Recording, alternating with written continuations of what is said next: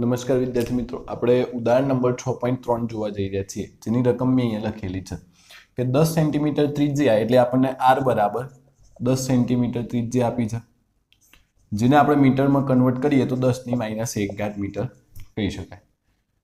અને 500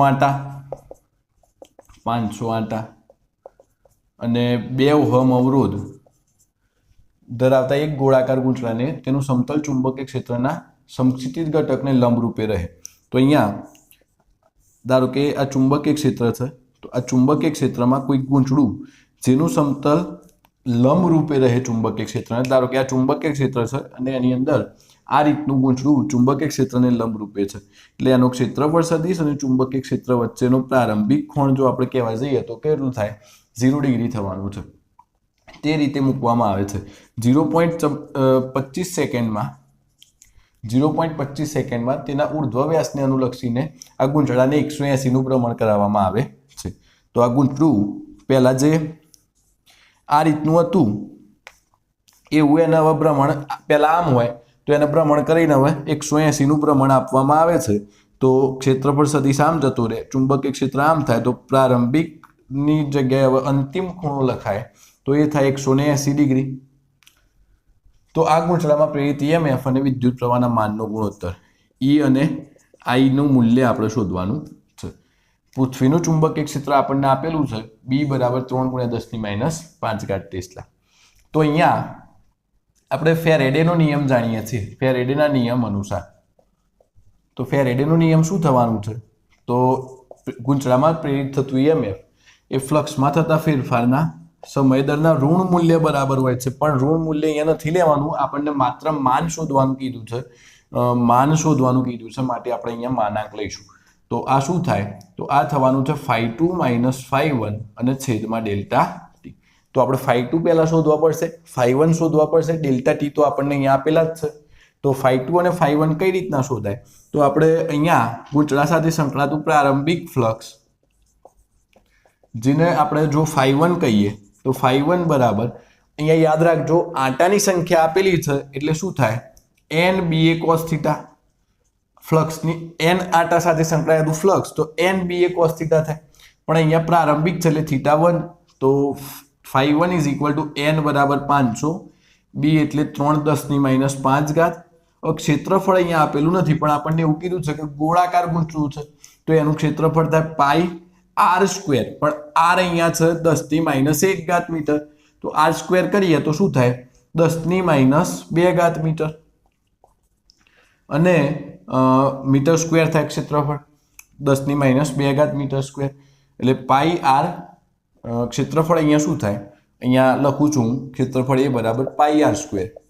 તો પાઈની કિંમત મેં અહીંયા મૂકી નથી, તો π × 10⁻r² એટલે શું થાય? 10⁻2 અને આટલા મીટર સ્ક્વેર, જે અહીંયા મેં મૂકેલું છે ડાયરેક્ટ. અને cos θ1 એટલે cos 0 ડિગ્રી, પ્રારંભિક θ 0 છે. તો ∅1 5×10 આને હું લખી દઉં 2 ઘાત, આ 3×10⁻5, π 10⁻2, cos 0 ની કિંમત થાય 1. એટલે પ્રારંભિક ફ્લક્સ ∅1 બરાબર થવાનું છે 5 તરી 15, પાઈના પાઈ જ રહેવા દઉં છું, ગુણ્યા 10⁻5 વેબર. આ પ્રારંભિક ફ્લક્સ આપણને આટલું મળે. એ જ રીતના ગૂંચળા સાથે સંકળાતું અંતિમ ફ્લક્સ શોધીએ આપણે.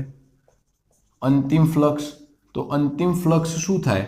તો અંતિમ ફ્લક્સ ∅2 બરાબર યાદ રાખજો આંટાની સંખ્યા આપેલી છે એટલે NBA cos θ2 થાય. તો ∅2 બરાબર n એટલે 500, B એટલે 3×10⁻5, A એટલે πr² એટલે 10⁻2 cos θ2 એટલે cos 180, cos 180 ની કિંમત થાય -1. આને હું લખું છું 5×10⁻2, 3×10⁻5, આ π 10⁻2 અને આ થાય -1. તો ∅2 બરાબર અહીંયા થવાનું છે -15 π × 10⁻5 વેબર. તો આ આપણને અંતિમ સ્થિતિની અંદર, આ સેકન્ડ કેસની અંદર આપણને ફ્લક્સ મળે. તો ગૂંચળામાં પ્રેરિત થતું EMF ∅2 -15 π × 10⁻5 -15 પાઈ ગુણ્યા 10⁻⁵ અને ડેલ્ટા ટી એટલે 0.25 સેકન્ડ. તો અહીંયા થવાનું છે -30 પાઈ ગુણ્યા 10⁻⁵ અને છેદમાં 0.25. માના કેટલા માટે જ લીધેલું છે કે આ માઇનસનું પ્લસ થઈ જાય. 10⁻⁵ પાઈની કિંમત પણ હું મૂકી દઉં છું 3.14, 0.25. જો તમે સાદું રૂપ આપશો તો ઈ બરાબર તમને મળશે 3.8 ગુણ્યા 10⁻³ વોલ્ટ તમને મળવાના છે.